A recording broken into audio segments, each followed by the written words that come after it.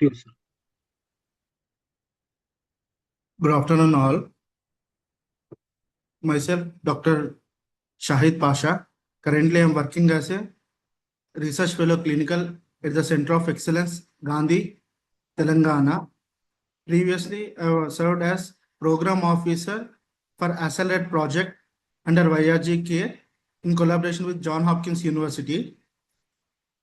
Today, we are going to learn about the session HIV and hepatitis co-infection.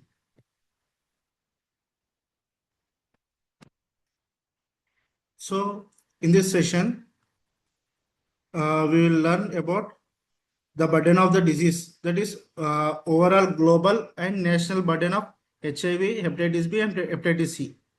అంటే ఈ సెషన్లో మనము హెచ్ఐవితో పాటు hepatitis B and hepatitis C global burden and country burden ఎంత ఉందో చూస్తాము. అదేవిధంగా hepatitis B and hepatitis C virus basics గురించి, అంటే అవి ఎలా వస్తాయి, అది రావడం వల్ల ఏమి ఇబ్బందులు రావచ్చు, అలాంటివి మనం తెలుసుకుంటాము. మనం దానికి అసలు డయాగ్నోస్ చేయాలి, hepatitis B hepatitis C diagnose చేయాలి అని అంటే ఏ టెస్ట్ నిర్వహించాలి, అది ఎక్కడ అందుబాటులో ఉంటాయి అనేది చూస్తాము. అదేవిధంగా ట్రీట్మెంట్, ఒకవేళ హెచ్ఐవితో పాటు hepatitis B and hepatitis C coinfections ఉంటే వాటికి ట్రీట్మెంట్కి ఎలా అప్రోచ్ అవ్వాలి, ఏమిటి అవైలబుల్ డ్రగ్స్, అది చూస్తాము. అదేవిధంగా ఒకవేళ టెస్ట్ చేసిన వాళ్ళకు hepatitis B and hepatitis C negative వస్తే వాళ్ళకు ఫ్యూచర్లో ఇవి రాకుండా ఉండడానికి తగిన జాగ్రత్తలు ఏం తీసుకోవాలి, అంటే ప్రివెంటివ్ మెజర్స్ ఏం చేయాలి అనేది మనం ఈరోజు ఈ సెషన్లో చూస్తాం, నేర్చుకుందాం. ఫర్ ఎగ్జాంపుల్, ఇప్పుడు మన హెచ్ఐవి ఎపిడెమిక్స్ చూసినట్టయితే గ్లోబల్లీ 2024 స్టాటిస్టిక్స్ ప్రకారము total people living with HIV globally 40.8 million ఉన్నారు. సో కొత్తగా పీపుల్ అక్వైరింగ్, కొత్తగా ఇన్ఫెక్ట్ అయ్యే వాళ్ళు ఎంతమంది, 1.3 మిలియన్. అదేవిధంగా హెచ్ఐవి రిలేటెడ్ డెత్స్ అయ్యే వాళ్ళు ఎంతమంది, 6,30,000.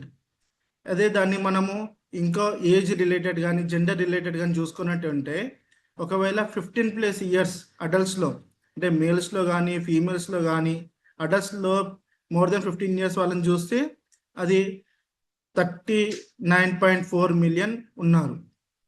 అదే people acquiring HIV 1.2 million and deaths వచ్చేసి 5,50,000. అదే మన దాంట్లో ఒకవేళ ఉమెన్ అండ్ మెన్ 15 ఇయర్స్ని మనం సపరేట్ చేసి చూస్తే అందులో ఉమెన్ వచ్చేసి 21 మిలియన్ ఉన్నారు, మెన్ వచ్చేసి 18.5 మిలియన్. అదేవిధంగా people acquiring HIV in women 15 years plus వచ్చేసి 5,30,000. అదేవిధంగా మెన్ 15+ ఇయర్స్ వచ్చేసి 6,50,000. డెత్ రిలేటెడ్ చూసుకుంటే హెచ్ఐవి రిలేటెడ్ ఉమెన్ 15+ ఇయర్స్లో 2,40,000 అండ్ మెన్లో 3,20,000. So these are the statistics అన్నట్టు, నెంబర్స్ అన్నట్టు. ఒకవేళ మన పిల్లలు లెస్ దెన్ 15 ఇయర్స్ చిల్డ్రన్లో కానీ పిల్లల్లో లెస్ దెన్ 15 ఇయర్స్లో చూసినట్టయితే 1.4 మిలియన్ ఉన్నారు గ్లోబల్లీ. అందులో అక్వైరింగ్ హెచ్ఐవి వాళ్ళు 1,20,000 and related death, HIV related death వచ్చేసి 75,000 ఉన్నారు. ఇది వచ్చేసి మనకు గ్లోబల్ స్టాటిస్టిక్స్ అన్నట్టు. సో అదేవిధంగా అదే మన ఇండియా లెవెల్లో చూసినట్టయితే 2024 ప్రకారం ఒకవేళ ప్రివలెన్స్, అంటే ప్రివలెన్స్ ఎంతమందిలో రావచ్చు అని అంటే 0.2%. 0.2% అంటే 1000లో ఇద్దరికి వచ్చే అవకాశం ఉంది 15 to 49 ఆఫ్ ఏజ్ గ్రూప్లో. యాక్చువల్గా ఎంతమంది ఉన్నారు హెచ్ఐవితోని పీపుల్ లివింగ్ విత్ హెచ్ఐవి అంటే 25.61 lakh పీపుల్ కరెంట్లీ ఇండియాలో ఉన్నట్టు గుర్తించారు, అంటే ఆల్రెడీ ఎస్టిమేటెడ్. అదేవిధంగా హెచ్ఐవి ఇన్సిడెన్స్ పర్ 1000 అన్ఇన్ఫెక్టెడ్ పాపులేషన్ అంటే 0.05%, అంటే ప్రతి 10,000లో ఒక 5గురికి ఉన్నట్టు గుర్తించారు. అదేవిధంగా కొత్త ఇన్ఫెక్షన్స్, ఎవ్రీ ఇయర్ కొత్త ఇన్ఫెక్షన్స్ ఎన్ని వస్తున్నాయి అని అంటే 64,047, అంటే 64,470 మంది ఎవ్రీ ఇయర్ కొత్తగా ఇన్ఫెక్షన్స్ వస్తున్నారు. ఒకవేళ ఇదే డాటాను మనం 2024 డాటాను 2010 డాటా ప్రకారం మనం చూసుకున్నట్టయితే -48.69%, అంటే అప్పటికి ఇప్పటికి -48.69% తగ్గింది అన్నట్టు. అదేవిధంగా యాన్యువల్ ఎయిడ్స్ రిలేటెడ్ డెత్స్ చూసినట్టయితే 2024లో ఇట్ ఈస్ 32.16,000, అంటే అరౌండ్ 32,160 మంది అనుకోవచ్చు. కానీ అదే మనం 2010తోని ఒకవేళ కంపేర్ చేస్తే నియర్లీ 81% తగ్గింది అన్నట్టు డెత్స్లో. సో ఇప్పుడు మనం నేర్చుకోవాల్సింది ఏంటి? హెచ్ఐవితో పాటు hepatitis B virus, hepatitis C virus globally India లెవెల్లో ఎంతమంది ఉన్నారు ఆల్రెడీ. క్రానిక్ ఇన్ఫెక్షన్స్ అంటే ముందు నుంచి చాలా ఎక్కువ ఉన్న వాళ్ళు, న్యూ ఇన్ఫెక్షన్ అంటే రీసెంట్గా ఉన్న వాళ్ళు. దీని రిలేటెడ్ డెత్స్ చూసినట్టయితే హెపటైటిస్ బి వచ్చేసి globally 1.2 million and hepatitis C వచ్చేసి కొత్తవి న్యూ ఇన్ఫెక్షన్స్ 1 మిలియన్. అదే క్రానిక్ ఇన్ఫెక్షన్స్ వాళ్ళు హెపటైటిస్ బి గ్లోబల్లీ 254 మిలియన్ ఉన్నారు. అదే హెపటైటిస్ సి వైరస్ వచ్చేసి క్రానిక్ ఇన్ఫెక్షన్ వాళ్ళు 50 మిలియన్. సో డెత్స్ వచ్చేసి అరౌండ్ 1.3 మిలియన్ యాన్యువల్లీ ఉన్నారు. అదే ఇండియాలో చూసినట్టయితే కొత్తగా హెపటైటిస్ బి వచ్చేసి అరౌండ్ 50,000, హెపటైటిస్ సి వచ్చేసి 1,40,000, క్రానిక్ ఇన్ఫెక్షన్స్ హెపటైటిస్ బి వచ్చేసి 29 మిలియన్, అదే హెపటైటిస్ సి వచ్చేసి 5.5 మిలియన్. డెత్స్ వచ్చేసి అరౌండ్ 1.23 ల్యాక్ యాన్యువల్లీ సంవత్సరానికి. ఇప్పుడు అందులో చూసినట్టయితే మనం హెపటైటిస్ బితోని డయాగ్నోసిస్ కవరేజ్ 2.4% అయితే హెపటైటిస్ సి వచ్చేసి 28%. ఇది యాక్చువల్లీ 2015-2016లో నేషనల్ ఫ్యామిలీ హెల్త్ సర్వే 4 జరిగింది అన్నట్టు. దాని సర్వే ప్రకారం sero prevalence of hepatitis B and hepatitis C చూస్తే హెపటైటిస్ బి వచ్చేసి 0.89 to 1.1%, అంటే an యావరేజ్ 0.95%. అదేవిధంగా హెపటైటిస్ సి వచ్చేసి 0.28 to 0.36, అంటే అరౌండ్ 0.32 అన్ యావరేజ్ లాగా వాళ్ళు ప్రివలెన్స్ చెప్పారు, సీరో ప్రివలెన్స్. ఇప్పుడు అదే మనం ఒకవేళ మ్యాప్లో చూసినట్టయితే హెపటైటిస్ బి వచ్చేసి చూడండి, గ్రీన్ ఉన్న ఏరియాలు వచ్చేసి అరౌండ్ 0 to 0.5 ప్రివలెన్స్ ఉన్నవి, సీరో ప్రివలెన్స్. అదే హైయెస్ట్ వచ్చేసి చూడొచ్చు మనకు తెలంగాణ, ఆంధ్రప్రదేశ్ రెండు కలుపుకున్నట్టు 2 to 2.5% ఉంది data. So in an average అన్నట్టు ఇది. అదేవిధంగా హెపటైటిస్ సి జియోగ్రాఫికల్ డిస్క్రిప్షన్ చూసుకున్నట్టయితే ఆల్మోస్ట్ 0% నుంచి వెళ్ళి 1.44 గ్రూప్స్ వరకు ఉంది. సో కొన్ని స్టేట్స్లో డాటా అవైలబుల్ లేదు అది, కానీ మిగతా అన్నట్టు అన్ యావరేజ్ దీని ప్రకారం మనకి ఇప్పుడు ఇచ్చిన యావరేజ్ నెంబర్స్ అన్నట్టు. So hepatitis B and C co infection among people living with HIV మనం ఇప్పుడు చూద్దాం. అసలు hepatitis B and C co infection ఏమైనా పిఎల్హెచ్ఐవి ఎంత ఉంటుంది? ఒకవేళ గ్లోబల్ ఎస్టిమేట్ ప్రకారం చూసుకుంటే around 6.2% hepatitis C co infections ఉన్నాయన్నట్టు. అంటే 100 మంది హెచ్ఐవి పిఎల్హెచ్ఐవి వాళ్ళు ఉంటే అందులో సుమారు 6గురికి హెపటైటిస్ సి కో ఇన్ఫెక్షన్ ఉండే ఛాన్సెస్ ఉన్నాయి. అదేవిధంగా 100 మంది పిఎల్హెచ్ఐవిస్ ఉంటే వాళ్ళలో around 7 to 8%, average 7.6% hepatitis B co infection ఉన్నట్టు గ్లోబల్ ఎస్టిమేట్. ఎందుకు hepatitis C and hepatitis B రెండు హెచ్ఐవితో వచ్చే అవకాశం ఉంటుంది అని అంటే they share common routes of transmission. అంటే హెచ్ఐవి వచ్చే ఏదైతే అవకాశం ఉందో దారులు ఉన్నాయో సేమ్ అదే రూట్స్లో hepatitis C and hepatitis B virus కూడా వస్తుంది. ఏంటి అవి అని అంటే షేరింగ్ ఆఫ్ నీడిల్స్.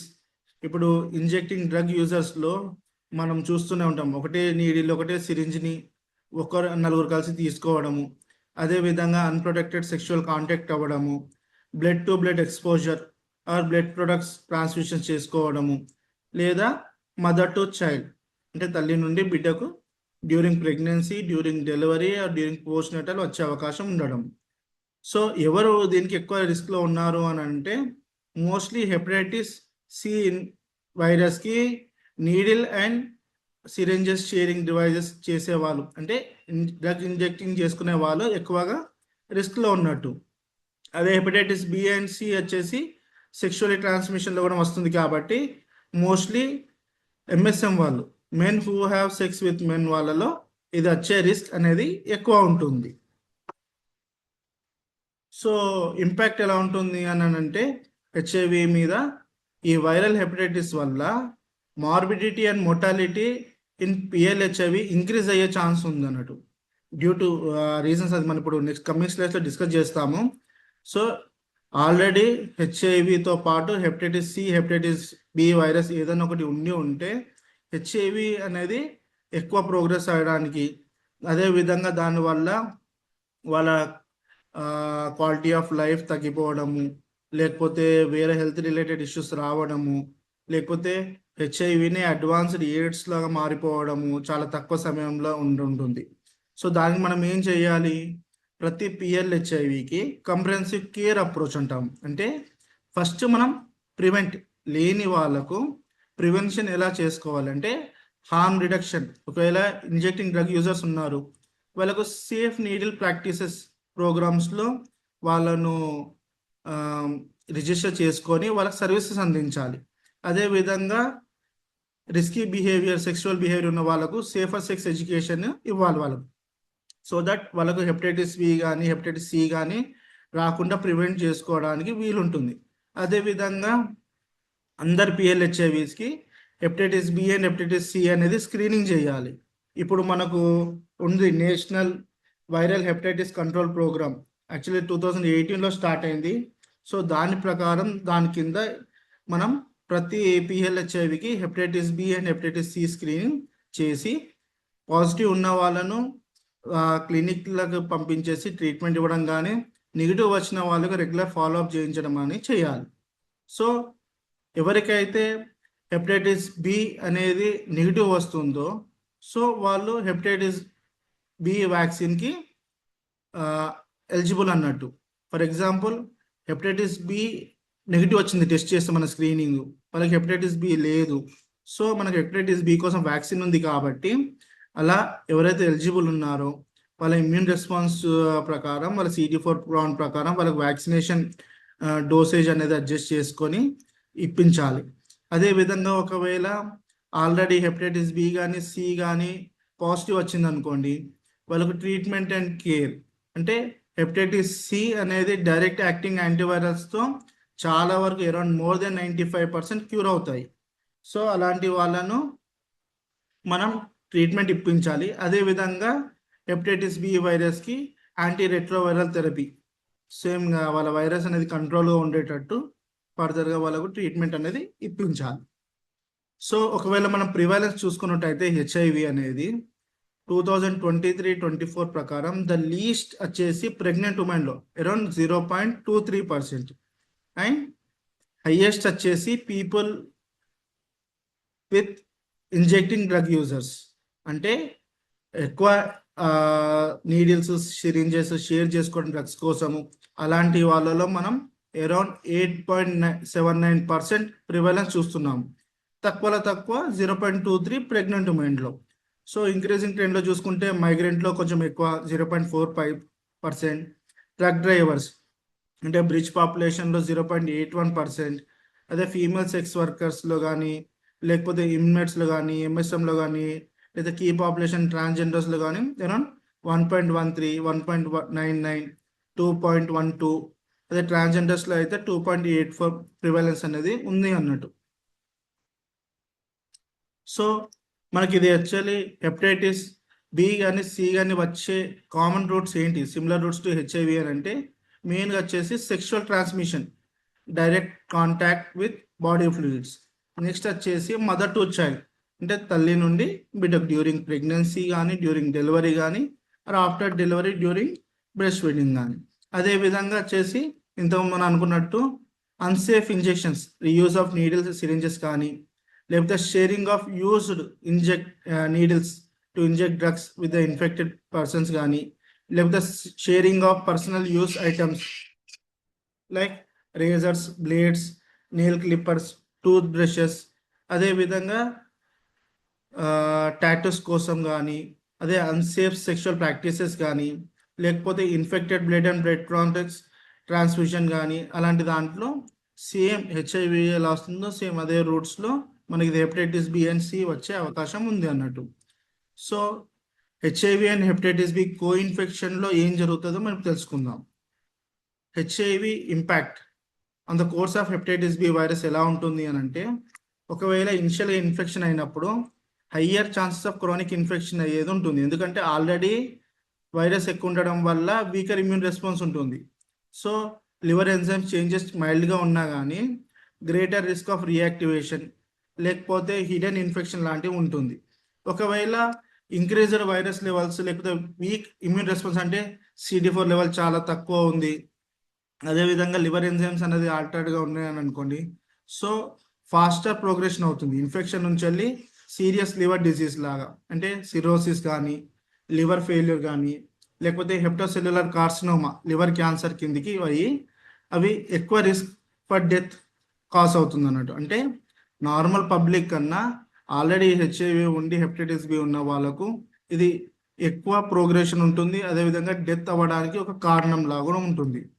అదేవిధంగా ఒకవేళ more frequent liver inflammation episodes వచ్చాయి అనుకోండి డ్యూరింగ్ ట్రీట్మెంట్, అది ఇమ్యూన్ రికవరీ వల్ల కావచ్చు, లేకపోతే ట్రీట్మెంట్ స్టాప్ చేశాక కొంచెం సైడ్ ఎఫెక్ట్స్ వల్ల ఉండొచ్చు, లేకపోతే డ్రగ్ సైడ్ ఎఫెక్ట్స్ వల్ల కూడా ఉండొచ్చు. అదేవిధంగా resistance to HIV hepatitis B common medications కూడా అయి ఉండొచ్చు. సో ఈ మెడిసిన్స్ వల్ల ఏంటంటే వాళ్ళు వాడేటప్పుడు వాళ్ళకు ఫ్రీక్వెంట్గా లివర్ ఇన్ఫ్లమేషన్ అనేది వస్తుంది, అంటే ఆల్రెడీ లివర్ కాంప్రమైజ్ అయి ఉంటుంది. So HIV and hepatitis B co infection వల్ల వాళ్ళ ఇమ్యూన్ రెస్పాన్స్ వల్ల కానీ ట్రీట్మెంట్ రెస్పాన్స్ వల్ల కానీ లేకపోతే సైడ్ ఎఫెక్ట్స్ వల్ల కానీ డ్రగ్ సైడ్ ఎఫెక్ట్స్ వల్ల కానీ లేకపోతే మెడిసిన్ రెసిస్టెన్స్ వల్ల కానీ వాళ్ళకు ఫ్రీక్వెంట్గా లివర్ ఇష్యూస్ అనేది ఉంటుంది. అదేవిధంగా ఎలా చూస్తాం మనం అని అంటే HIV impact, HIV disease progression చాలా ఫాస్ట్గా ఉంటుంది. అంటే ఫర్ ఎగ్జాంపుల్ ఎర్లీ ఏఆర్టీ ఇచ్చినా కానీ కొన్నిట్లలో మన స్టడీస్లో చూసుకున్నట్టయితే హెచ్ఐవి అడ్వాన్స్ మోర్ క్విక్లీ. కొన్ని స్టడీస్లో సేమ్ రిజల్ట్స్ లేకపోతే మేజర్ డిఫరెన్స్ ఏమి ఉండకపోవచ్చు, బట్ కొంతమందిలో ఏం చూపించారంటే హెచ్ఐవి అనేది ఫాస్ట్గా అడ్వాన్స్ అవుతుందని చూపించారు. అదేవిధంగా ART side effects higher risk ఉండొచ్చు. ఒకవేళ మనం ఏఆర్టీ స్టార్టింగ్ చేయగానే వాళ్ళకు లివర్ ఇన్ఫ్లమేషన్ రావడాన్ని దాన్ని ఏమంటారు అని అంటే ఇమ్యూన్ రీకాన్స్టిట్యూషన్ హెపటైటిస్ అని అంటారు కో ఇన్ఫెక్ట్ ఇండివిజువల్స్లో. లేకపోతే already CD4 count less than 200 కానీ లెస్ దెన్ 100 కానీ ఉన్న వాళ్ళకు ఇనిషియల్లీ ఏమవుతుంది అని అంటే CD4 కౌంట్స్ ఇంకింత తగ్గిపోతాయి, దాని తర్వాత మెల్లిమెల్లిగా ట్రీట్మెంట్తో పాటు పెరగడం స్టార్ట్ అవుతుంది. అంటే ఇమ్యూన్ సిస్టమ్ రికవర్ అవ్వడానికి చాలా టైం పడుతుంది అన్నట్టు. అదేవిధంగా hepatitis B virus independently weakens immunity.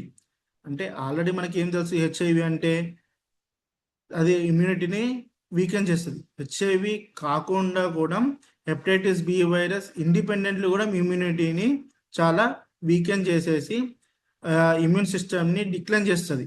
So already రెండు కలిపి చేసేసరికి ఏమవుతుందంటే సూపర్ ఎఫెక్ట్ లాగా ఇంకా ఇమ్యూన్ సిస్టమ్ అనేది తగ్గిపోతుంది. మోర్ కాంప్లికేషన్స్ అంటే బోత్ ఎయిడ్స్ రిలేటెడ్ కానీ నాన్ ఎయిడ్స్ రిలేటెడ్ కాంప్లికేషన్స్ చాలా ఎక్కువ అన్నట్టు ఈ hepatitis B and HIV co infection గ్రూప్లలో. సో అలాంటి వాళ్ళని మనం క్లోజ్గా మానిటర్ చేసుకోవాలి, కాంప్లికేషన్స్ కానీ ఓఎస్ కోసం కానీ. And more over at the end mortality, higher death risk ఉంటుంది అన్నట్టు. ఎందుకనంటే ఇంతకుముందు అనుకున్నట్టు సీరో కన్వర్షన్లలో ఈ హెచ్ఐవి అనేది చాలా ఫాస్ట్గా లెస్ దెన్ 3 years ఆఫ్ టైంలోనే ఎయిడ్స్ లాగా ప్రోగ్రెషన్ అవుతుంది last stage of HIV. So it may cause to death because of the co infection with hepatitis B virus అన్నట్టు. సో ఇవన్నీ మనము ప్రివెంట్ చేయాలి. Co infections hepatitis B and C ఉన్నా కానీ మనము మార్బిడిటీ అండ్ మొర్టాలిటీ మన PLHIVSలో తగ్గించాలి అని అంటే మనం ఏం చేయాలి, స్క్రీనింగ్ చేయాలి, ఆ చేసిన స్క్రీనింగ్ని డాక్యుమెంట్ చేయాలి, వచ్చిన రిజల్ట్స్ని తర్వాత డిపెండింగ్ అపాన్ ద రిజల్ట్స్ని వాళ్ళకు రిఫరల్ చేయాలి. ఫర్ ఎగ్జాంపుల్ హెపటైటిస్ బి కోసం టెస్ట్ చేసి, అదేవిధంగా మనం ఇంతకుముందు అనుకున్నాం కదా national viral hepatitis control programme కింద వీళ్ళ స్క్రీనింగ్ చేయించి వచ్చిన రిజల్ట్స్ని మనం వైట్ కార్డ్ అండ్ సోచ్లో డాక్యుమెంట్ చేసుకోవాలి. ఇప్పుడు for example hepatitis B and C positive వచ్చింది, సో వాళ్ళని ఏం చేయాలి, వాళ్ళని ట్రీట్మెంట్ కోసము రెస్పెక్టెడ్ సెంటర్స్కి మనం వాళ్ళని రిఫర్ చేయాలి. లేదు నెగిటివ్ వచ్చింది అని అనుకోండి, హెపటైటిస్ బి నెగిటివ్ వచ్చిన వాళ్ళని ఏం చేస్తాము, వ్యాక్సిన్ కోసం పంపిస్తాము. అదే ఒకవేళ హెపటైటిస్ సి నెగిటివ్ వస్తే ఏం చేస్తాము, ప్రివెంటివ్ మెషర్స్ వాళ్ళకు తీసుకోమని చెప్తాము. ఎక్కడికి రిఫర్ చేయాలి అని అంటే టీసీ అండ్ ఎంటీసీ అంటే treatment centres or model treatment centres అని ఉంటాయి. సో అక్కడికి మనము ఈ ప్రోగ్రామ్ కింద ఏది national viral hepatitis control programme కింద వాళ్ళని రిఫర్ చేస్తే వాళ్ళు ఫర్దర్గా వాళ్ళకు ట్రీట్మెంట్కి మెడిసిన్స్ అనేది ఫ్రీగా ఇస్తారు అన్నట్టు.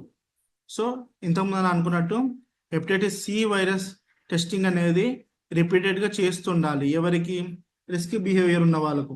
రిస్క్ బిహేవియర్ ఉన్న వాళ్ళు ఎవరు, రెగ్యులర్గా ఇంజెక్టింగ్ డ్రగ్ యూజర్స్, అదేవిధంగా సిరింజెస్ తీసుకునే వాళ్ళను మనం ఎవ్రీ ఇయర్ వీళ్ళకు టెస్ట్ చేస్తూ ఉండాలి.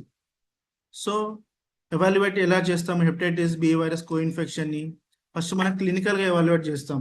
క్లినికల్గా ఎలా ఎవాల్యుయేట్ చేస్తాం మనము? సిమ్టమ్స్, ఒకవేళ హెచ్ఐవితో పాటు లేకపోతే హెచ్ఐవి లేకుండా కూడాము రెగ్యులర్గా వాళ్ళకు అనీమియా వస్తుంది, లేకపోతే క్లబ్బింగ్, వేళ్ళల్లో వాపులు వస్తున్నాయి, అదేవిధంగా మాటి మాటికి జాండీస్ వస్తుంది అంటే పసిరికలు రావడం, లేకపోతే spider angioma, palmar erythema, spontaneous bruising, petechiae, palpable purpura or excoriations, scratch marks or conjunctival haemorrhages ఇలాంటివి మేనిఫెస్టేషన్స్ వచ్చినప్పుడు, అదేవిధంగా టెస్టికులర్ ఎట్రోఫీ కానీ, గైనకోమాస్టియా కానీ, లాస్ ఆఫ్ ఆక్సిలరీ హెయిర్ కనపడ్డప్పుడు, లేకపోతే connective tissue changes like Dupuytren's contracture కానీ, లేకపోతే పరటెడ్ గ్లాండ్ స్వెల్లింగ్ కానీ, ఎన్లార్జ్మెంట్, అదేవిధంగా liver flap or flapping tremors ఆస్ట్రెక్సిస్లో కానీ, లేకపోతే అల్ట్రాసౌండ్ అబ్డామినల్ ఎగ్జామినేషన్ చేసినప్పుడు హెప్టోమెగాలి, స్ప్లీనోమెగాలి కనిపించినప్పుడు, అదేవిధంగా అసైటిస్ ఆర్ ఎడిమా అంటే fluid retention or portal hypertension సిచ్యువేషన్స్లో కానీ, అదేవిధంగా dilated longitudinal abdominal vessels, caput medusae, లేదా hepatic bruit or venous hum ఇలాంటి ఏదైనా క్లినికల్గా చూసినప్పుడు we should suspect particular PLHIV hepatitis B virus కూడా కోఇన్ఫెక్షన్ ఉండి ఉండొచ్చు అని చెప్పేసి మనం వాళ్ళను ఫర్దర్గా ఎవాల్యుయేట్ చేసుకోవాలి. సో మెయిన్గా వచ్చేసి ఇంతకుముందు అన్నట్టు అది మనం క్లినికల్గా చేసాము. క్లినికల్ తర్వాత ఏం చేయాలి, ల్యాబొరేటరీ ఎవాల్యుయేషన్ చేయాలి. అంటే క్లినికల్గా మనం ఎగ్జామినేషన్ చేసినప్పుడు కనపడ్డాయి, వాళ్ళకి ఇప్పుడు ఏం చేయాలి, మనము టెస్టులు చేయించాలి. ఇట్లా ఫస్ట్ మనం లివర్ ఫంక్షన్ టెస్ట్ చేయిస్తాము, చేసి దాని తర్వాత ప్రోథ్రాంబిన్ టైం, ఐఎన్ఆర్, అదేవిధంగా సిబిపిలో కంప్లీట్ హిమోగ్రామ్ కానీ, లేకపోతే అబ్డామినల్ అల్ట్రాసౌండ్ మనం చూడడానికి ఇప్పుడు ఇంతకుముందు అనుకున్నాం కదా, hepatomegaly, splenomegaly, alpha feto protein. Actually ఇది alpha feto protein non pregnant అడల్ట్స్లో క్యాన్సర్ మార్కర్స్ లాగా యూజ్ చేస్తారు. సో దాంట్లో ఏముంటుందంటే ఎస్పెషల్లీ లివర్ రిలేటెడ్ క్యాన్సర్స్లో ఇది చాలా సపోర్ట్ చేస్తుంది అన్నట్టు. అదేవిధంగా అప్పర్ జియో ఎండోస్కోపీ. ఒకవేళ సిరోలాజికల్ అండ్ వైరలాజికల్ ఎవాల్యుయేషన్, ఒకవేళ ల్యాబొరేటరీ ఎవాల్యుయేషన్లో దీంట్లో ఏమన్నా మనకు అబ్నార్మల్ వాల్యూస్ వచ్చినప్పుడు వాళ్ళకు మనము హెపటైటిస్ యాంటీజెన్ టెస్ట్ చేయడం కానీ, లేకపోతే hepatitis B E antigen marker test చేయించడం కానీ, లేకపోతే anti hepatitis B E antibody కానీ, anti hepatitis B C antibody, లేకపోతే hepatitis B virus DNA quantitative test కానీ చేయించి దాని రిపోర్ట్ ప్రకారం మనం వాళ్ళకు పాజిటివ్ నెగిటివ్ అని నిర్ధారిస్తాము. సో దీనితో పాటు ఒకవేళ సీరోలాజికల్ టెస్ట్లు ఉన్నాయి, లేకపోతే బేసిక్ టెస్ట్లు ఉన్నాయి, ఈ బేసిక్ టెస్ట్లతోని మనము ఏమైనా లివర్ ఫైబ్రోసిస్ని ఎవాల్యుయేట్ చేయగలుగుతామంటే ఎస్, రెండు రకాలుగా. ఒకటి ఏంటి అని అంటే డైరెక్ట్ లివర్ బయాప్సీ చేయొచ్చు. డైరెక్ట్ లివర్ బయాప్సీ చేసినప్పుడు ఆ లివర్ బయాప్సీని ఏం చేస్తారనంటే ఒక చిన్న లివర్ పార్ట్ని తీస్తారు, నీడిల్ ద్వారా ఆ పార్ట్ని తీసి మైక్రోస్కోప్ కింద పాథాలజిస్టులు, క్లినికల్ పాథాలజిస్టులు దాన్ని ఎగ్జామినేషన్ చేస్తారు. చేసినప్పుడు అప్పుడు మనకు ఏం కనపడుతుందంటే ఫైబ్రోసిస్ ఉందా లేదా, లేకపోతే సెప్టాస్ ఉన్నాయా లివర్ టిష్యూస్లో కానీ, లేకపోతే లివర్లో ఉన్న బ్లడ్ వెజల్స్లో కానీ, అదేవిధంగా వేరే టిష్యూస్లో ఫైబ్రోసిస్తో పాటు సెప్టే ఉన్నాయా, లేకపోతే సిరోసిస్ ఆఫ్ లివర్ ఉందా లేదా అని ఆ లివర్ బయాప్సీలో మనకు రిపోర్ట్ వస్తుంది. దాన్ని మనం మెటాబిర్ స్కోర్ F0 to F4 అని అంటాము. ఇప్పుడు F0 అనుకోండి, స్కోర్లో నో ఫైబ్రోసిస్, ఏం లేదు అన్నట్టు. అదేవిధంగా F1 అనుకోండి, పోర్టల్ ఫైబ్రోసిస్ వితౌట్ సెప్టే అని. అదేవిధంగా F2 అయితే పోర్టల్ ఫైబ్రోసిస్ విత్ సెప్టే. F3 అయితే numerous septae without cirrhosis. F4 అంటే లాస్ట్ స్టేజ్ సిరోసిస్ అన్నట్టు. అంటే F0 అంటే ఏం లేదు, F1 నుంచి F2 mild, F3 moderate, F4 years severe లాగా వాళ్ళు మనం క్లాసిఫికేషన్ ఉంది అన్నట్టు. ఒకవేళ లివర్ బయోప్సీ చాలా మంది ఒకవేళ ఇన్వేసివ్ వద్దు, నాన్ ఇన్వేసివ్ టెస్ట్లు ఏమైనా ఉన్నాయంటే yes we have non invasive టెస్ట్లు ఆల్సో. దేనికోసం? లివర్ ఫైబ్రోసిస్ కోసం. నాన్ ఇన్వేసివ్ టెస్ట్లో ఏం చూస్తాం మనం?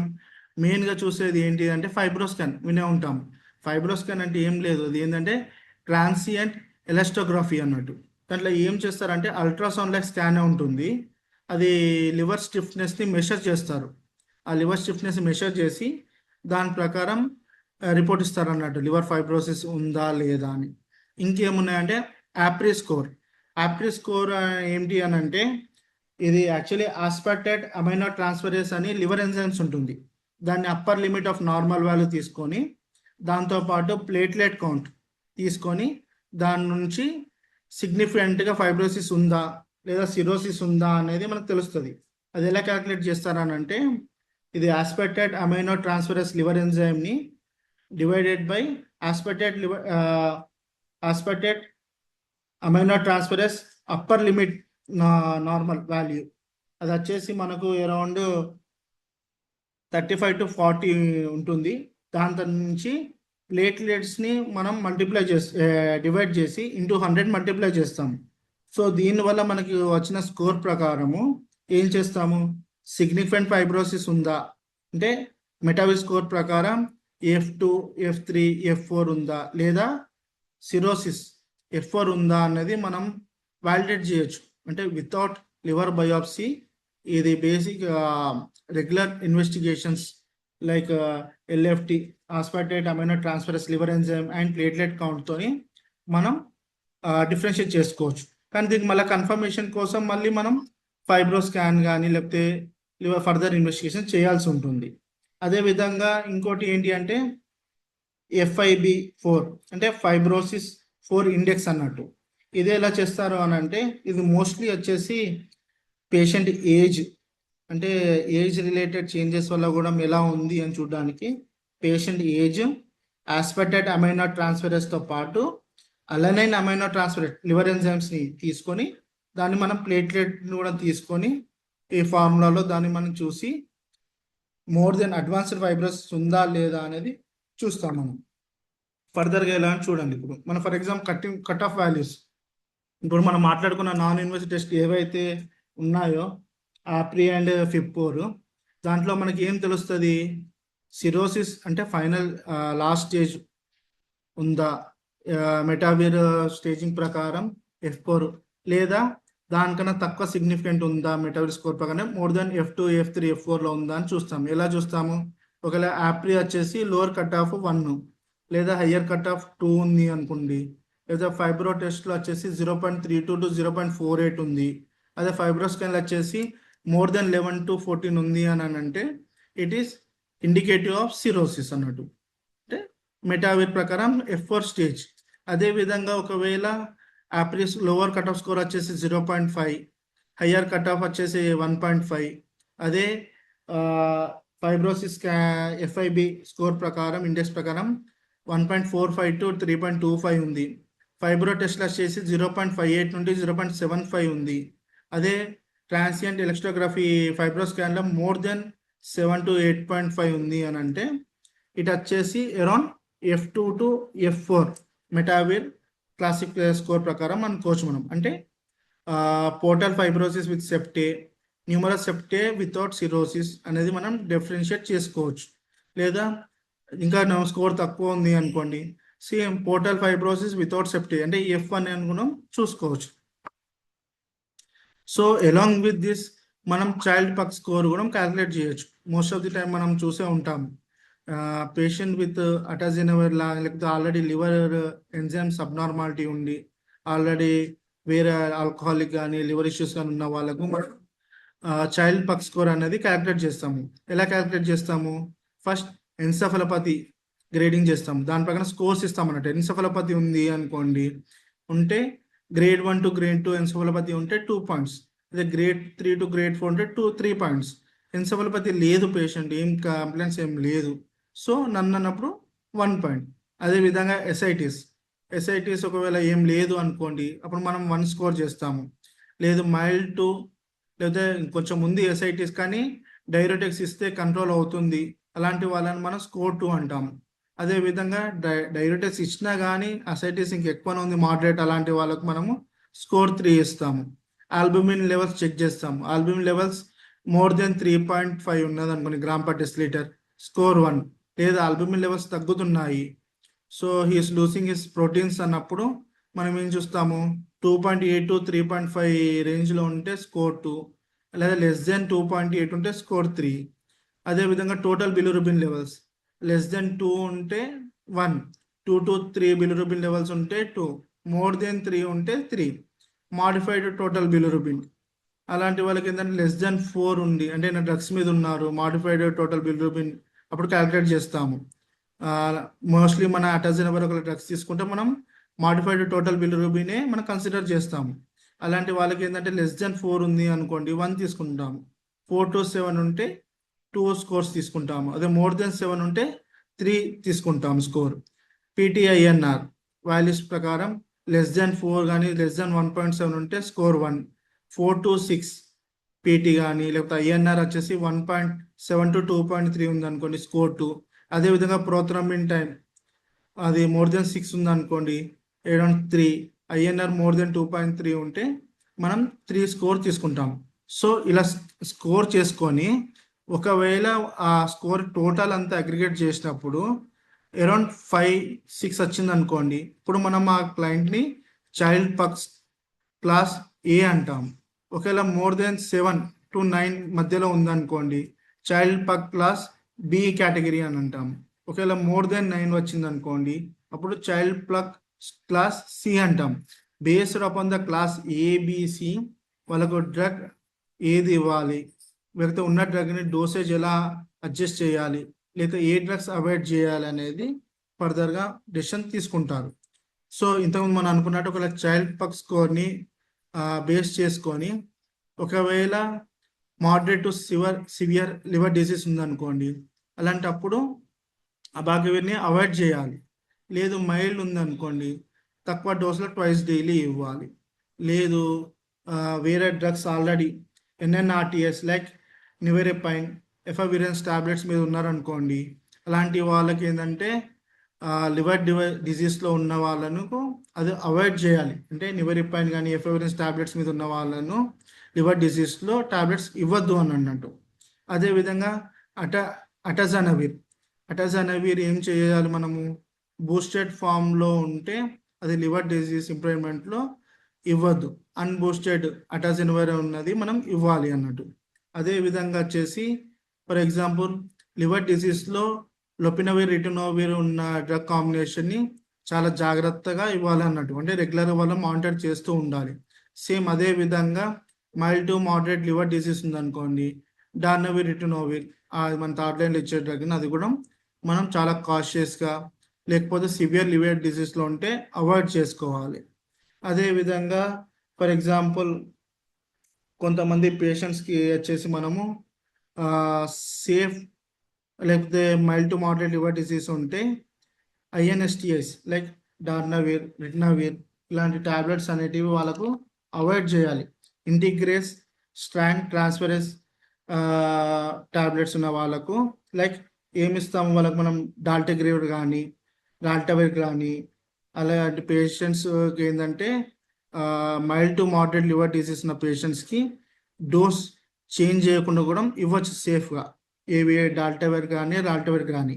కానీ ఒకవేళ సివియర్ లివర్ డిసీజ్ ఉంటే ఇవి డాల్టెగ్రేవిర్ అనేది అవాయిడ్ చేస్తే better. So all hepatitis B and HIV co-infected subjects are candidates for hepatitis B virus treatment regardless of వాళ్ళ hepatitis E antigen status, hepatitis B virus DNA, ALT, APRI, presence, absence, cirrhosis.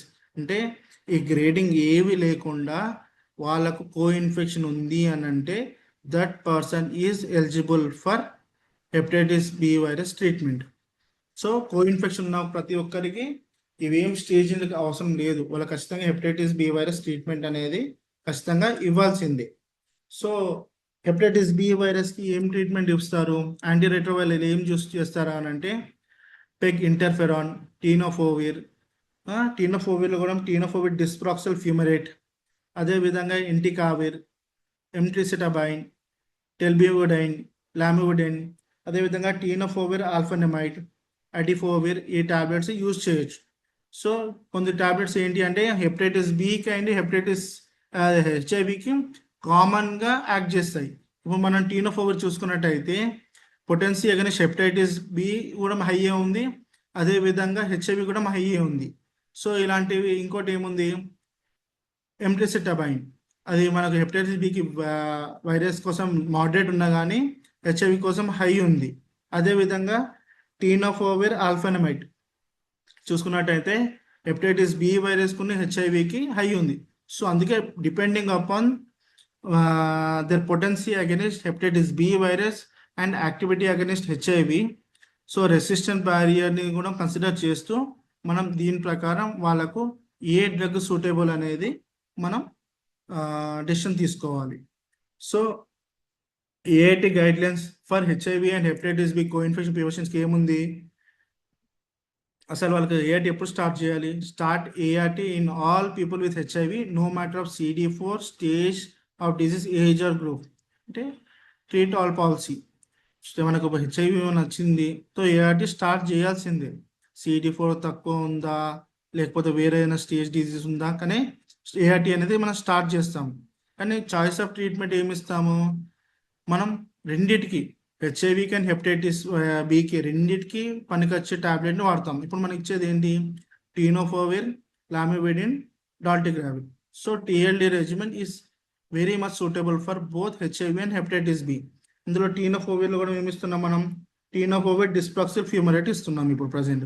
అదేవిధంగా preferred regimen ఇంతకుముందు మనం అనుకున్నట్టు టీనోఫోవిర్ disoproxil fumarate, లామివిడిన్, డాల్టిగ్రావిడ్ ఇది మన preferred first line.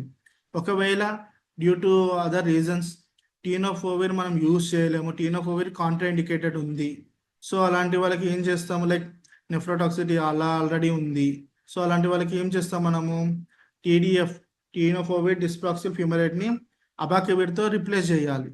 ఒకవేళ అట్లా replace చేసినప్పుడు ఏం చేయాలి అని అంటే ఎంటికావిర్ని మనం సపరేట్గా హెపటైటిస్ బి కోసం యాడ్ చేసుకోవాలి. సో దట్ అతనికి both HIV and hepatitis B treatment రెండు జరిగేటట్టు. సో ఆ ఎంటికావిర్ ట్రీట్మెంట్ కోసం మన పర్సన్ ఏం చేయాలి హెపటైటిస్ ట్రీట్మెంట్ సెంటర్కి రిఫర్ చేయాలి. ఓకే, సో ఆల్టర్నేట్ రెజిమెన్ ఏది ఇప్పుడు మనం ఇంతకుముందు అనుకున్నట్టు టీనోఫోవిర్ డిస్ప్రాక్సిల్ ఫ్యూమరేట్కి మన అబాకివిర్తోని డోస్ అడ్జస్ట్మెంట్ చేసి లామివిడిన్ని, అదేవిధంగా ఎంటికావిర్ని యాడ్ చేస్తాము. ఒకవేళ కంటిన్యూ చేయాలి, ఆల్రెడీ ఇంతకుముందు లామివిడిన్ ఇచ్చినట్టయితే ఇంతకుముందు వాడినా కానీ కంటిన్యూ చేయాలి to control hepatitis B infection. So కొంతమంది అడగచ్చు సార్ లామివిడిన్ సపరేట్ ఇస్తే బెటరా లేకపోతే టీనోఫోవిర్ డిస్ప్రాక్సిల్ ఫ్యూమరేట్తో ఇస్తే బెటరా అని అంటే ఒకవేళ మనం లామివిడిన్ సపరేట్గా సింగిల్ డ్రగ్గా ఇచ్చామనుకోండి వితిన్ 2 yearsలో 50% రెసిస్టెన్స్ అయ్యే ఛాన్స్ ఉంటుంది అండ్ అరౌండ్ 4 yearsలో అప్ టు 90% ఇచ్చే ఛాన్స్ ఉంటుంది. అందుకే ఐడియల్లీ మనం ఎప్పుడైనా లామివిడిన్ని టీనోఫోవిర్ డిస్ప్రాక్సిల్ ఫ్యూమరేట్తో ఇస్తాము, లేకపోతే అసలు ఇవ్వము మోస్ట్లీ కండిషన్స్లో. So lamivudine better to give along with tenofovir disoproxil fumarate. So ఒకవేళ టీనోఫోవిర్ డిస్ప్రాక్సిల్ ఫ్యూమరేట్ కాకుండా మనం emtricitabine, FTC is nothing but emtricitabine ఇవ్వచ్చు. ఎందుకు అని అంటే వెన్ హెపటిక్ ఫ్లేయర్స్ అంటే మాటికి లివర్ ఇన్ఫ్లమేషన్ రావడము, లైక్ మనం ఏఐటి స్టార్ట్ చేశాక ఇమ్యూన్ రియాక్టివేషన్ వల్ల వాళ్ళకు ఏమైనా సిమ్టమ్స్ వస్తే అలాంటి వాళ్ళకు మనం లామివిడిన్ కానీ టీనోఫోవిర్ స్టాప్ చేసినప్పుడు మనం ఎంట్రిసిటబైన్ ఇవ్వచ్చు. సో ఎంట్రిసిటబైన్ని మనం కంపేర్ చేస్తే they have similar hepatitis B virus suppression and safety and resistance profile కూడా సిమిలర్గా ఉంది. హవెవర్ మనం ఈ emtricitabine is not a part of national ART programme కాబట్టి we now prefer only lamivudine in place of emtricitabine. So if tenofovir disoproxil fumarate is replaced with zidovudine lamivudine becomes the only active anti hepatitis B virus drug. ఒకవేళ మనం టెనోఫోర్ dysplasia ఫిమరైడ్ని జిరోవిడిన్తో ఇచ్చామనుకోండి, అప్పుడు లామోవిడిన్ ఒకటే hepatitis B వైరస్కి treat చేయడానికి ఇచ్చే drug లా ఉంటుంది. So additional agent ఏదన్నా కన్సిడర్ చేయాలి. అది మనం ఇంతకుముందు అనుకున్నట్టు national viral hepatitis control programme కింద ఆ గైడ్లైన్స్ చూసుకొని వాళ్ళకి వెళ్ళి రిఫరల్ చేస్తే మోడల్ ట్రీట్మెంట్ సెంటర్స్ ఉంటాయి, treatment centres, model treatment centres, వాళ్ళు తను ఫర్దర్గా ఏదైతే బెటర్ అనేది వాళ్ళు ఇచ్చేస్తారు. సో ఇంతకుముందు అనుకున్నట్టు హెపటైటిక్ ఫ్లియర్స్ అనుకోండి, ఫర్ ఎగ్జాంపుల్ సడన్గా rise of alanine transferase or aspartate amino transferases ఉన్నాయనుకోండి, అదేవిధంగా సిమ్టమ్స్ వచ్చేసి fatigue, nausea, abdominal pain, jaundice, అలాంటి వాళ్ళకు సిమ్టమ్స్ ఉన్నప్పుడు మనం చూడాలి సార్ సిమ్టమ్స్ ఎప్పుడు వస్తున్నాయని. యూజువల్గా అది 6 to 12 weeks of ART initiation ఉంది. సో మనం డిస్టింగ్విష్ చేయాలి లివర్ టాక్సిసిటీకి, ఇంకా ఇది ఫ్లేర్ అప్ అయ్యే ఛాన్స్ ఉందా, సో హెపటైటిస్ బి వైరస్కి మనం యాక్టివ్ డ్రగ్స్ ఇదే కంటిన్యూ చేయొచ్చా, లేదా కొన్ని రోజులు ఇది టెంపరీగా స్టాప్ చేసి చూడాలా, పేషెంట్ స్టేబుల్ అయ్యేంత వరకు మనం మానిటర్ చేస్తూ ఉండాలి. So how we prevent hepatitis B virus infection in HIV positives. Already మనం స్క్రీనింగ్ చేస్తే నెగిటివ్ వచ్చింది. సో వాళ్ళకి ఏం చేయాలి, మనము నెగిటివ్ ఉంది కాబట్టి వాళ్ళకి మనం చెప్పాలి hepatitis B and HIV co infection ఉంటే వచ్చే ఇబ్బందులు ఏంటి, అవన్నీ మనం వాళ్ళకి ఎక్స్ప్లెయిన్ చేసి వాళ్ళకి ఏవైతే ప్రివెంటివ్ మెషర్స్ ఉన్నాయో అవి ఎక్స్ప్లెయిన్ చేసి ఎలిజిబుల్ ఉన్న వాళ్ళకు హెపటైటిస్ ఇమ్యునైజేషన్ అనేది, వ్యాక్సిన్ అనేది ఇప్పించాలి. సో ఎవరు దీనికి ఎలిజిబుల్ అంటే all PLHIVs negative for hepatitis B and infant born to hepatitis B positive women, వీళ్ళందరికీ ఇమ్యునైజేషన్ ఇప్పించాలి. ఏంటి vaccine schedule? 0, 6, 10 and 14 weeks with immunoglobulins at birth ఇప్పించాలి. ఎవరికి ఇవ్వద్దు? ఆల్రెడీ హెపటైటిస్ బి పాజిటివ్ ఉన్నారు, లేదా ప్రొటెక్టివ్ యాంటీబాడీ టైటర్ ఉంది, అలాంటి వాళ్ళకి ఇమ్యునైజేషన్ అనేది అవసరం లేదు.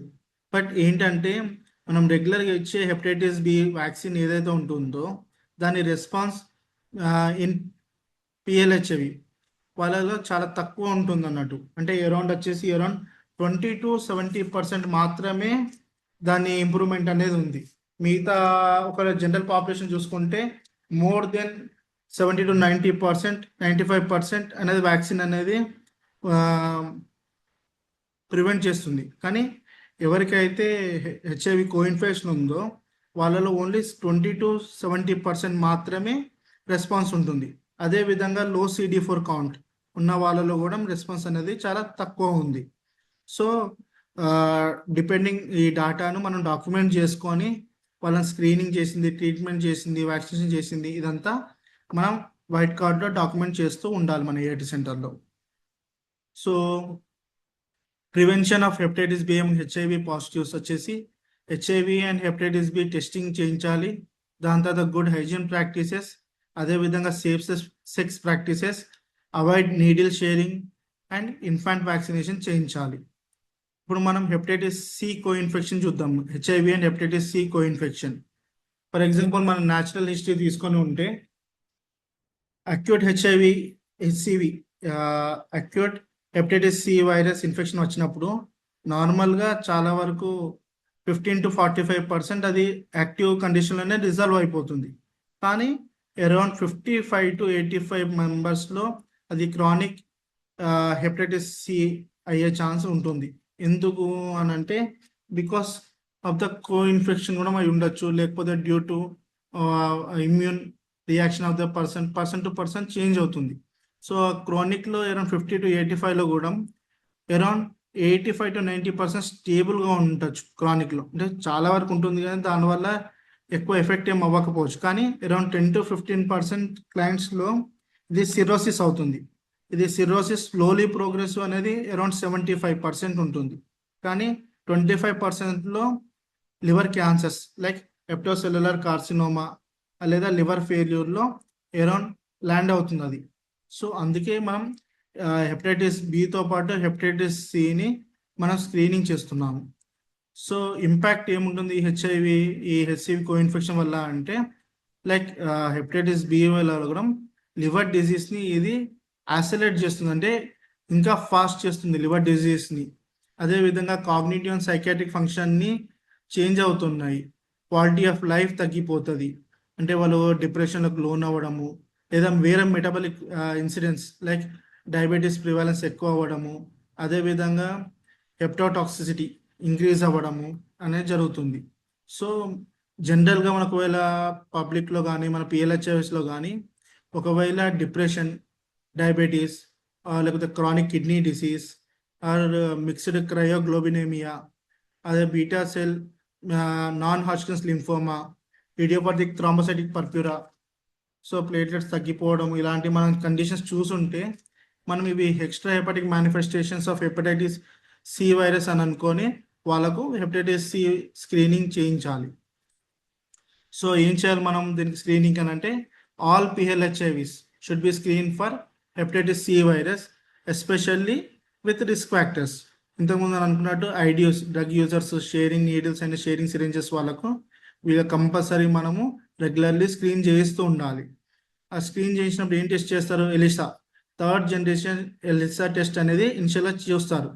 దాని తర్వాత ఒకవేళ ఎలిసా కన్ఫర్మ్ అయిపోతే అప్పుడు హెచ్సివి ఆర్ఎన్ఏ టెస్ట్ చేసి కన్ఫర్మ్ చేసుకుంటారు. పాయింట్ ఆఫ్ కేర్ కింద hepatitis C virus nucleic acid testing కూడా చేయొచ్చు. అదేవిధంగా hepatitis C virus core antigen testing కూడా ఆల్టర్నేటివ్గా మనము ఎలిసాకు ఆల్టర్నేటివ్గా ఒక హై సెన్సిటివ్ టెస్ట్ చేసుకోవచ్చు.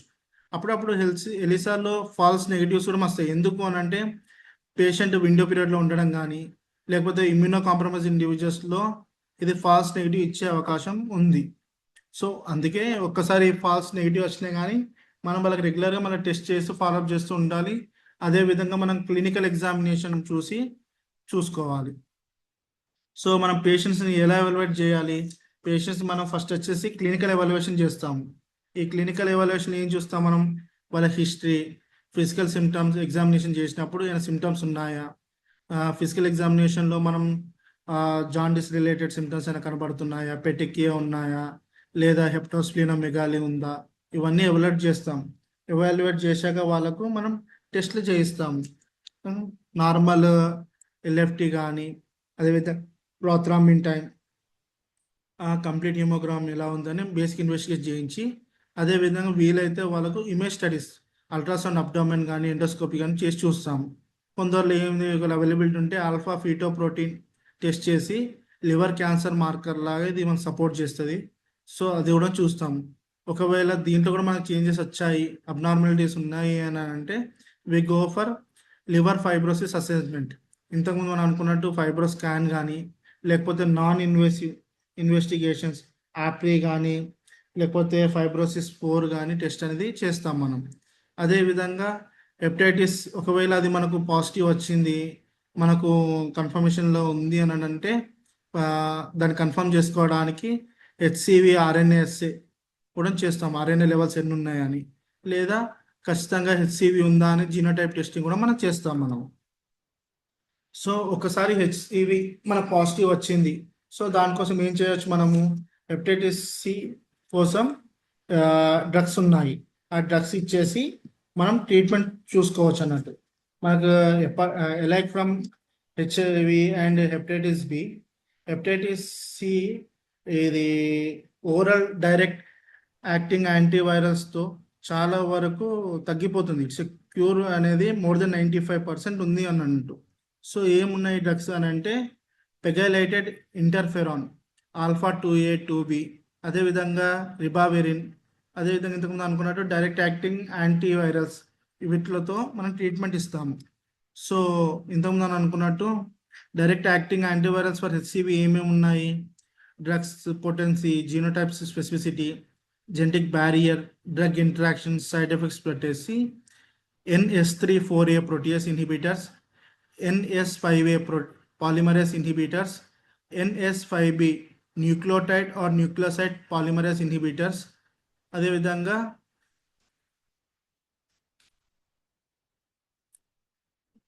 NS5B non nucleoside polymerase inhibitors. So mostly ఈ డ్రగ్స్లలో మనం ఎక్కువసేపు హెపటైటిస్ సి వైరస్ ట్రీట్మెంట్ ఇచ్చేది ఏంటంటే సోఫస్బోవిర్, NS5B న్యూక్లియోసైడ్ న్యూక్లియోటైడ్ పాలిమరేస్ ఇన్హిబిటర్ని ఎక్కువ యూజ్ చేస్తారు. దాంతోపాటు NS5A polymerase inhibitors, daclatasvir and వెల్పాటాస్విర్, ఇవి రెండింటిని చూస్తారు. దీంతో పాటు అవసరం అనుకుంటే లెడిపాస్విర్ కూడా మనం యూజ్ చేస్తూ ఉంటాం.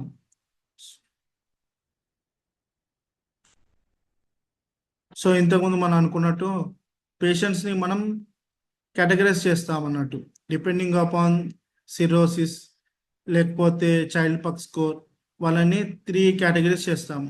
1, 2, 3. కేటగిరీ 1 ఏంటంటే uncomplicated patient without cirrhosis, hepatitis C ఉంది కానీ సిరోసిస్ లేదు.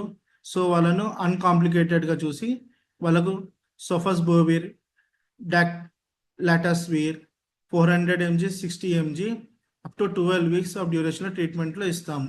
ఒకవేళ చైల్డ్ పక్ స్కోర్ ఏ ఉంది అంటే స్కోర్ మనం ఇంతకు చూసినట్టు 5 to 7 అట్లా ఉంది అని అనుకోండి. సో మనకి ఏం చేస్తాం, మనము పేషెంట్ విత్ సిరోసిస్ కంపెన్సేటెడ్ ఉంది వాళ్ళని స్టేజ్ 2 అనుకున్నప్పుడు ఏం చేస్తాం, సోఫస్బోవిర్ 400 mg, వెల్పాటాసవిర్ 100 mg, సేమ్ 12 weeks అంటే 3 months ఆఫ్ ట్రీట్మెంట్ ఇస్తాం మనం. ఒకవేళ పేషెంట్ విత్ సిరోసిస్ బాగా కాంప్రమైజ్ అయి ఉన్నాడు, చైల్డ్ పక్ స్కోర్ వచ్చేసి బిఎన్సి ఉన్నప్పుడు ఏం చేస్తామంటే సోఫస్బోవిర్, వెల్పాటాస్విర్తో పాటు ribavirin 600 to 200 mg depending upon the virus, అది అలా కూడా 12 months ఇస్తాము. అది dose adjustment depending upon the renal insufficiency చేస్తూనే ఉంటాము. సో మెయిన్గా ఏంటంటే ఒకవేళ రిబావిరిన్ ఇంటాలరెంట్ పేషెంట్స్ ఉన్నారు అనుకోండి, సో వాళ్ళకు సోఫస్బోవిర్, వెల్పాటాస్విర్ ఇవి రెండే డబుల్ ద టైం అని అంటే 3 months ఇచ్చేది ఏదో 6 months ఇస్తాం, 12 weeks దగ్గర 24 weeks ఇస్తాం. సో వీళ్ళకి ట్రీట్మెంట్ కోసం మనం ఎక్కడ రిఫర్ చేస్తాం, మనము ఇంతకుముందు అనుకున్నట్టు treatment centres, model treatment centres ఉంటాయి. సో అక్కడ రిఫర్ చేస్తే వాళ్ళు దీనికి ప్రాపర్ డెసిషన్ అనేది తీసుకుంటారు. సో మన హెచ్ఐవి డ్రగ్స్కి, సో ఈ హెపటైటిస్ సి వైరస్ ఏమైనా డ్రగ్ ఇంట్రాక్షన్స్ ఉన్నాయా, ఫర్ ఎగ్జాంపుల్ లామివిడిన్ ఉంది, అబాకవిర్ ఉంది, అదేవిధంగా టినోకోవిడ్ డిస్ప్రాక్సిల్ ఫ్యూమరేట్ ఉంది, అదేవిధంగా వచ్చేసి మనము అన్బూస్టెడ్ ఎటినావిర్ ఉంది, దాని తర్వాత అటినోవిర్, ఇటినోవిర్, డార్నవిర్, లోపినావిర్, ఎఫావిరెన్స్, అదేవిధంగా వచ్చేసి నెవిరపైన్ కానీ లేకపోతే నెల్ఫినావిర్ ప్రోటీయస్ ఇన్హిబిటర్, అదేవిధంగా రాల్టిగ్రావిర్. ఈ డ్రగ్స్కి డక్లటాస్విర్, సోఫస్బోవిర్ లేదా లెడిపాస్విర్, వెల్పాటాస్విర్ ఇవి ఇవ్వచ్చా లేదా అనేది మనం డిపెండింగ్ అతనికి ఏ డ్రగ్ ఇస్తున్నాం ఏంటి అనేది వాళ్ళ టాక్సిసిటీ బట్టి, లివర్ కండిషన్ బట్టి మనము దాన్ని మాడిఫై చేసుకుంటాము డ్రగ్ ఇంట్రాక్షన్స్ బట్టి.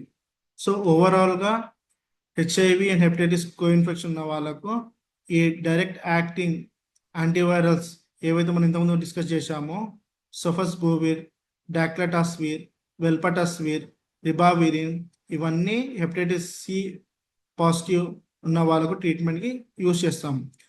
చాలా హై క్యూర్ రేట్స్ ఉన్నాయి, ఇంతకుముందు అనుకున్నట్టు అరౌండ్ 95% క్యూర్ రేట్స్ ఉన్నాయి హెపటైటిస్ సి ఇన్ఫెక్టెడ్ ఇండివిజువల్స్కి. అందుకే ఈ డైరెక్ట్ యాక్టింగ్ యాంటీవైరస్ మనం రెగ్యులర్ వాళ్ళకు డిపెండింగ్ అపాన్ 3 months 6 months వాళ్ళకి ఇచ్చేసి వాళ్ళను మనం ట్రీట్మెంట్ తర్వాత స్టాప్ చేసుకోవచ్చు.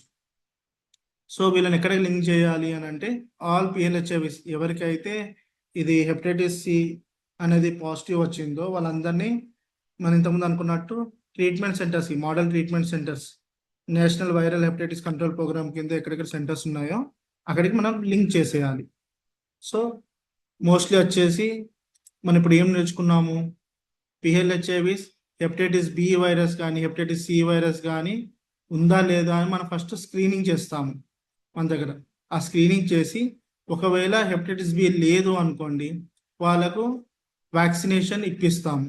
ఒకవేళ హెపటైటిస్ సి కానీ బి కానీ పాజిటివ్ వచ్చింది అనుకోండి, హెపటైటిస్ బి వస్తే వాళ్ళను మన దగ్గరనే ట్రీట్మెంట్ ఇస్తాము, ఏది సేమ్ ఫస్ట్ లైన్ రెజిమెంట్ ప్రకారం. ఒకవేళ టీనోఫోవిర్ వాళ్ళకు లేదు అని అంటే దాన్ని ఆల్టర్నేట్ రెజిమెంట్ అని ఇస్తాము. ఒకవేళ హెపటైటిస్ సి అనేది కోఇన్ఫెక్షన్లో ఉందనుకోండి వాళ్ళని మనం ట్రీట్మెంట్ సెంటర్, మోడల్ ట్రీట్మెంట్ సెంటర్కి రిఫర్ చేస్తాము.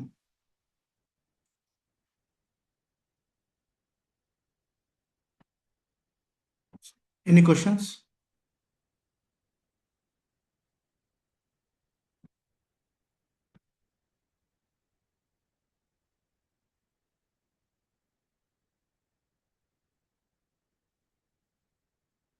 సో ఇంతకుముందు మనం అనుకున్నట్టు,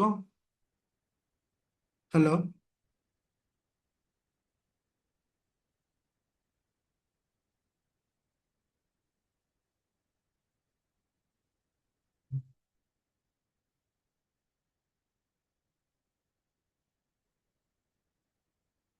so someone has asked, sir, entecavir when we should give prescribe. So ఇంతకుముందు మనం అనుకున్నట్టు, ఒకవేళ మనం టీనోఫావిర్ డిస్ప్లాక్సిల్ ఫ్యూమరేట్ ఇవ్వనప్పుడు వాళ్ళకి మనం అబకావిర్ రిప్లేస్ చేసినప్పుడు దానికి సపోర్టింగ్గా మనం ఎంటకావిర్ అనేది హెపటైటిస్ బి వైరస్ ట్రీట్మెంట్ ఇవ్వడానికి సపరేట్గా ఇస్తాము.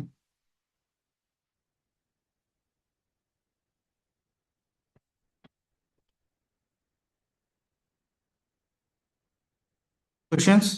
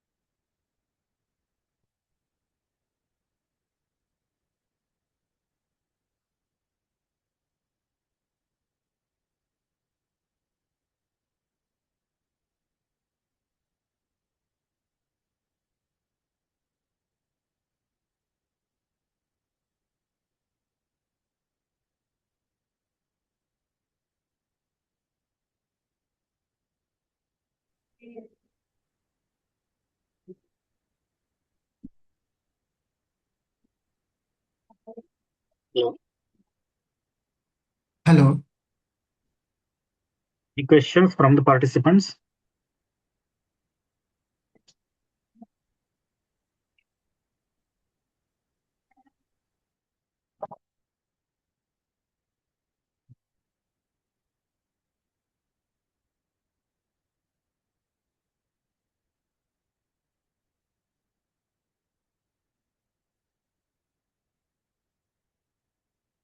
Sir, depending upon the patient condition, if any endocrinology related conditions like gynecomastia or testicular atrophy, అలాంటి కండిషన్స్ ఉన్నప్పుడు మనం వాళ్ళని ఎండోక్రైనాలజీకి రిఫర్ చేస్తాము. ఇఫ్ ఇలాంటిది స్పైడర్ యాంజియోమా లేదా పెటెక్కియే, స్పాంటేనియస్ బ్రూజింగ్, అలాంటి వాళ్ళకి ఏంటంటే స్కిన్ రిలేటెడ్, మ్యూకస్ రిలేటెడ్ ఉంటే అలాంటి వాళ్ళ మనం గ్యాస్ట్రోఎంటరాలజీ రిఫర్ చేస్తాము. But apart from referring to specialty, now we have treatment centers or model treatment centers under this National Viral Hepatitis Control Program. So ఆ treatment or model treatment సెంటర్స్కి మన hepatitis B కానీ hepatitis C కానీ positive ఉన్న patient refer చేస్తే they will be taking care of them for the treatment and for the follow up. If hepatitis B only coinfection with HIV, then tenofovir it self is enough. ఇంతకుముందు మీరు అడిగినట్టు, ఒకవేళ టీనోఫోవిర్ ఇవ్వలేము, అబాకివిర్ substitute చేసినప్పుడు ఏం చేస్తాం, వాళ్ళకు ఎంటకావిర్ యాడ్ చేసి ఇస్తాము. అదేవిధంగా ఒకవేళ హెపటైటిస్ సి అనుకోండి, ఇంతకుముందు మనం డిస్కస్ చేసిన డ్రగ్స్ని మనము ఇది ఏవైతే మోడల్ ట్రీట్మెంట్ సెంటర్స్ ఉన్నాయో అక్కడ రిఫర్ చేస్తే they will give the treatment at free of cost. Thank you.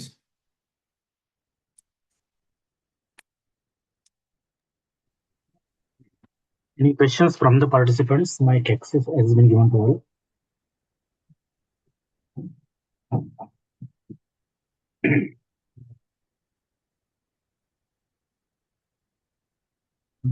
Thank you so much, sir. I'm quickly run the feedback for poll. Thank you Kiran ji. Okay.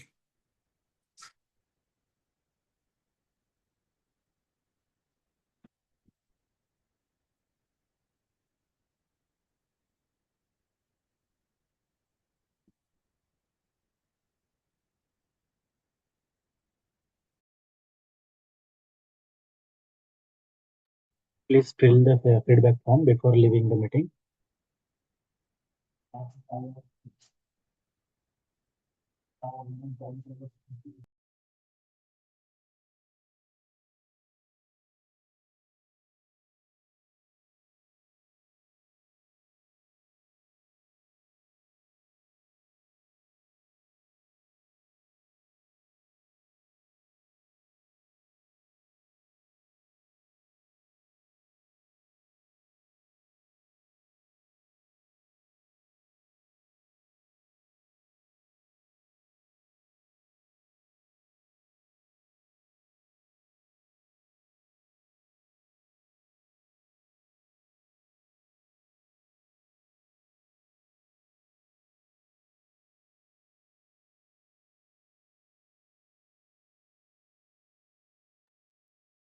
Thank you so much, sir. We'll conclude the session now. Thank you, Kiran. Okay. Thank Thank you. you.